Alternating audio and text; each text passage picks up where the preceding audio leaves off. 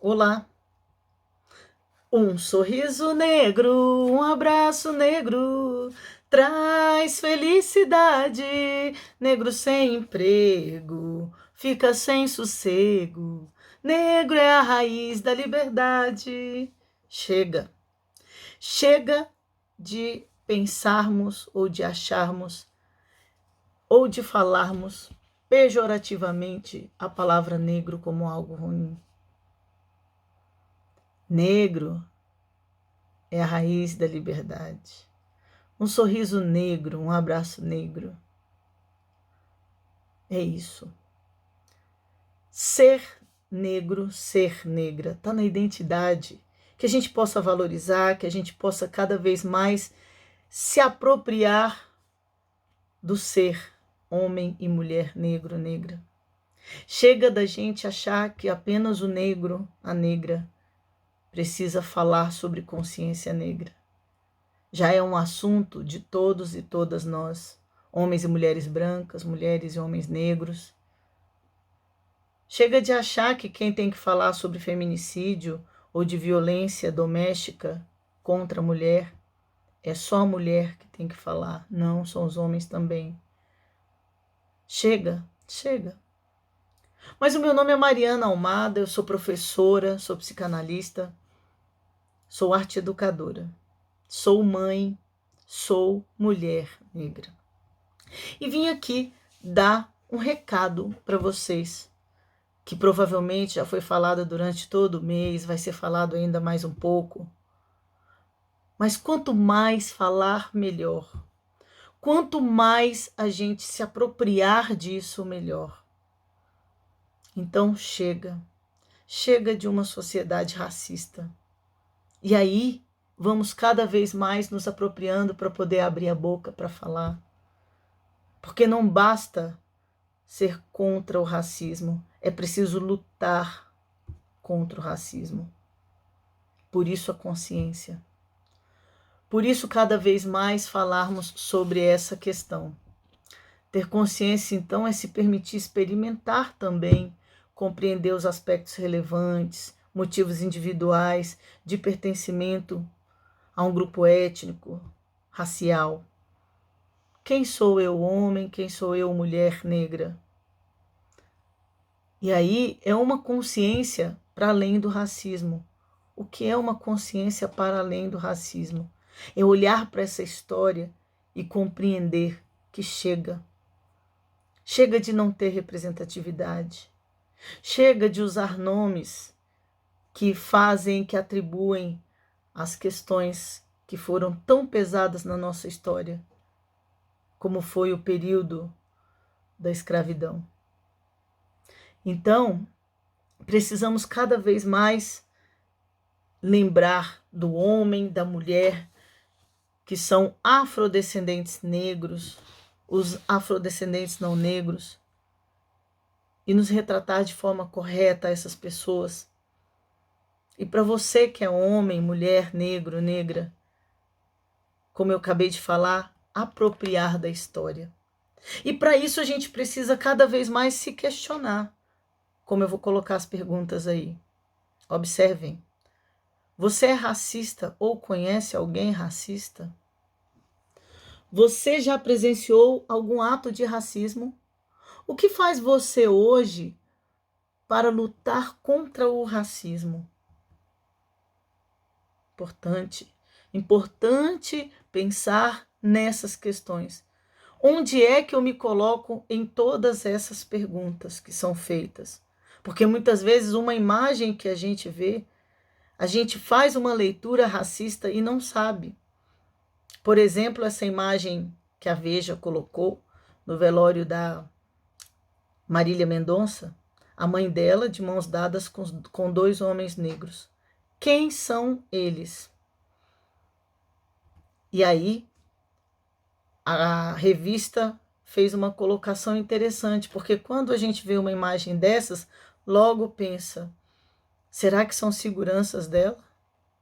E como está escrito aí, olha só, Para além do imaginário social, o único lugar possível de um homem negro numa situação dessas é de um prestador de serviços. Isso um professor de história e pesquisador colocou, Jonathan Raimundo. A conclusão que tiram é: ele só pode estar trabalhando. E se for alto e forte, só pode ser segurança. Veja como o nosso pensamento racista nos leva a uma versão, a uma leitura dessas. Então já está na hora de começarmos a entender algumas palavras, algumas formas de tratamento, como, por exemplo, dia de branco. O que é dia de branco? Já ouviu essa expressão em algum momento? Vejam essas outras expressões aí na tela. Denegrir, cor de pele, cor branca, morena, serviço de preto, mulata. Vejam essas expressões. E aí, como professora de artes, e os professores de artes aí, quando a gente é pequeno, a gente vê muito dessas questões. Me presta aí um lápis cor de pele. O que é cor de pele? Aí eu pergunto, é a minha pele ou a pele de uma pessoa branca? Mas vocês podem perceber o quanto agora nós temos de cores de pele. Essas são as cores de pele. Outra expressão interessante, mulata e moreno. Acha que está ofendendo chamar a outra pessoa de negro ou negra. Chega. Isso é uma atitude também que lá no fundo é racista. Mulata, sabe de onde vem mulata? Vem da expressão mula. E assim eram tratadas as mulheres negras. Cor de mula, mulata. E hoje mulata é aquela mulher do samba e tal. Se ela soubesse realmente de onde vem essa palavra, não seria chamada de mulata. Eu não permito que me chamem de mulata ou de morena. Fala em mulher negra, não tem problema. Outra expressão, cabelo ruim, chega também. O que é ruim? O que é cabelo ruim? Para mim, o que é ruim é giló. Então, chega de pensar dessa forma. Chega de falar desta forma. O seu cabelo é um cabelo. Apenas cabelos crespos, cabelos mais lisos.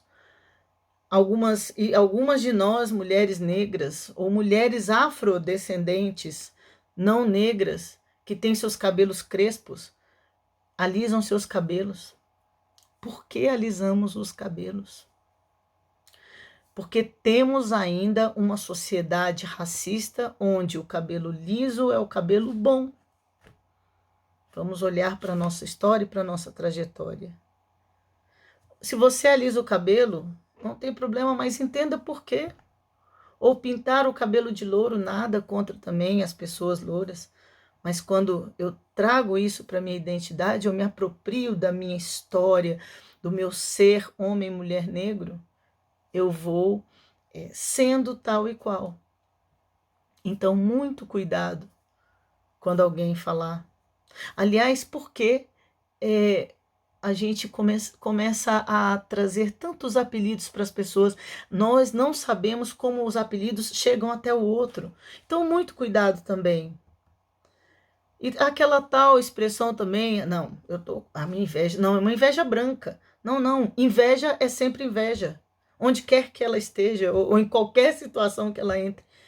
Não tem inveja branca, por quê? Inveja bonitinha? Inveja é inveja. Então vamos começar a pensar nessas questões a partir do que a gente fala. E aí as pessoas perguntam muitas vezes, mas qual é a minha cor? Então, nós temos afrodescendentes negros e negras e temos afrodescendentes não negros, não negras. Isso é bacana. Veja essa frase aqui que eu coloco no vídeo. Toda pessoa negra é afrodescendente. Mas nem toda pessoa afrodescendente será negra. Porque tem pessoas, homens e mulheres negros e negras, que têm filhos que são afrodescendentes não negros. Eles vieram de uma afrodescendência. Então, precisamos começar a separar, entender o que a gente está falando, o que a gente pensa, quem a gente é. E agora nós vamos falar aqui didaticamente e rapidamente sobre alguns tipos de racismos, né? Racismos e as suas derivações, que a gente ouve falar pela televisão e às vezes não entende. Vou rapidamente aqui fazer uma colocação.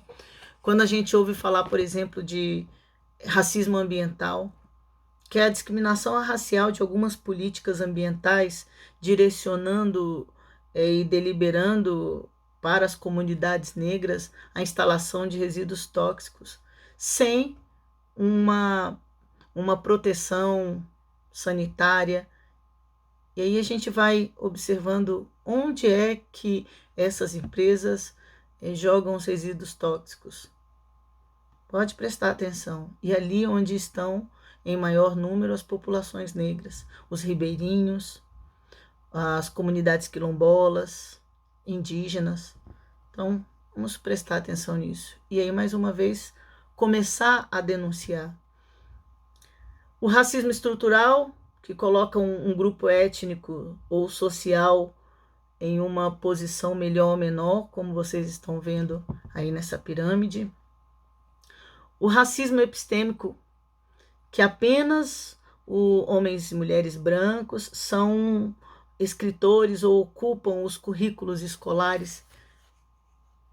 Eu sou professora de artes e agora nem tanto, mas já houve um livro que tinha apenas arte egípcia. E cadê a riqueza da arte africana? Já são algumas questões que a gente precisa estar superando por essas falas, esses momentos como o 102 está proporcionando. Inclusive, quero parabenizar a gestão da escola por esse momento tão rico para vocês, estudantes do ensino médio. É isso aí, vamos continuar. Lembrar que não são 30 dias de consciência negra, são 365 dias de consciência negra e venho acompanhando trabalhos com a gestão do 102 aí, fazendo esse tipo de consciência. Não apenas consciência negra, mas consciência ambiental, consciência do ser humano para com o outro ser humano e suas questões.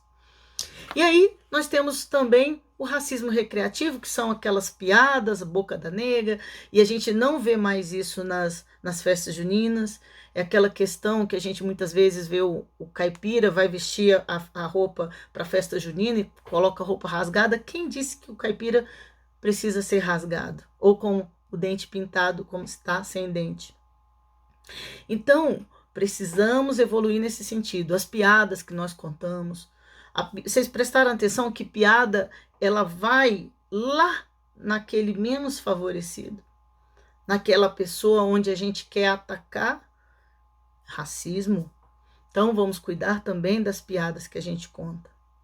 E o racismo religioso, que ainda temos aquela concepção de que as religiões de matrizes africanas são endemoniadas. Então precisamos entender, sobretudo, quando cristãos atacam as religiões afro-brasileiras, as de matrizes africanas. Se a gente for pensar em questão de ritual, liderança religiosa, práticas dentro das religiões, elas são a mesma. O que muda é um aspecto cultural dentro das religiões. Quando se trata de Deus, quando se tratam de orixás santos. Então vamos precisar ler um pouco mais sobre isso para parar de falar que o outro é ruim. Porque nós tivemos lá na época em que os homens e mulheres negras foram trazidos, porque eles não vieram, eles foram trazidos para cá. Deixaram lá a sua história, seus nomes, suas famílias e vieram para cá. E não tinham direito nem mesmo à sua religiosidade. E hoje estamos aí vendo quanto ainda impera o racismo religioso. Então precisamos pensar melhor nessas questões. Tá certo, um dia desses a gente volta na escola para falar sobre essa questão religiosa, muito interessante.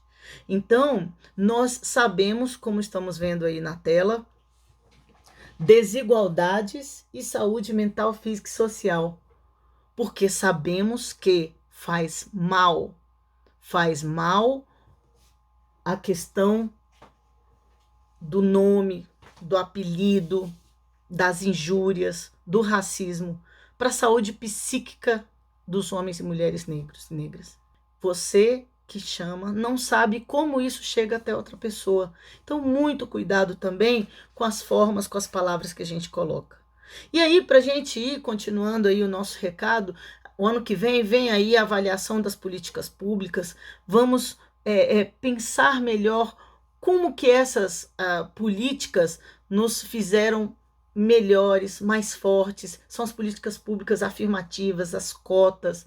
Importante também a gente falar sobre essa questão das cotas, que é uma dívida para com os homens e mulheres negros e negras. Não é o coitadismo, é uma dívida lá do passado que ainda não foi sanada. E nós precisamos, sim, das cotas para que a gente possa ter igualdade. E aí, o currículo nas escolas, mais uma vez, a importância deles para que a gente possa cada vez mais estar apropriado dessas questões. Como aí promover reflexão, como está acontecendo hoje nas escolas, com a consciência negra, com outros tipos de consciência, e a atenção à existência desse problema. Porque se não tem o estudo, não tem a existência do problema. A gente precisa olhar para ele, olhar para poder entender, para poder ser contra algumas questões, para ser a favor de outras questões. E sempre lembrar, nós temos histórias, temos narrativas, temos memórias, temos ancestralidade. Quem são as nossas ancestralidades para a gente entender onde nós chegamos e quem somos nós? A nossa questão de cultura, a nossa questão de identidade, a nossa questão de religiosidade. Então, ampliar a consciência sempre. O fato que nós estamos falando aqui é o racismo. A interpretação desse racismo é a sua realidade. Como você interpreta o racismo hoje? Como você interpreta a consciência negra hoje? Então, essa soma, como eu estou colocando aqui no quadro agora, ela vem fazer a gente entender como é a sua realidade hoje sobre a questão do racismo. Então, vamos lá. A matemática é fácil. Fato é o racismo. A interpretação desse fato, que é o racismo, é a sua realidade hoje. Como você interpreta a consciência negra? Como você interpreta a questão das cotas? É a sua realidade. É o seu pinguinho de racismo que você vive. Analise a sua realidade. E aí você vai ser cada vez mais consciente de você, das suas questões e do que você vive. Então eu deixo aqui para vocês um abraço, grandes reflexões que vocês já tiveram, que vocês vão vir a ter. 365 dias de consciência negra. Lembra que fato, mas a interpretação do fato é a sua realidade. E deixo aqui como é a sua realidade hoje. Um grande abraço e parabéns a vocês, estudantes, que estão fazendo os trabalhos maravilhosamente bem, aos professores e professoras, à direção da escola, a coordenação, a equipe gestora. Um grande abraço. E vou finalizar esse momento aqui cantando um pedacinho de uma música para você, uma música identitária. Vamos lá? Vamos lá. 1, 2, 3 e... Os meus olhos coloridos me fazem refletir. Eu estou sempre na minha e não posso mais fugir. Meu cabelo enrolado, todos querem imitar. Eles estão baratinados, também querem enrolar. Você ri da minha roupa,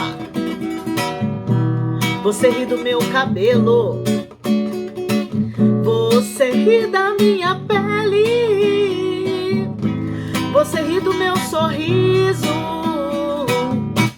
A verdade é que você e todo brasileiro tem sangue crioulo, tem cabelo duro, sarará crioulo.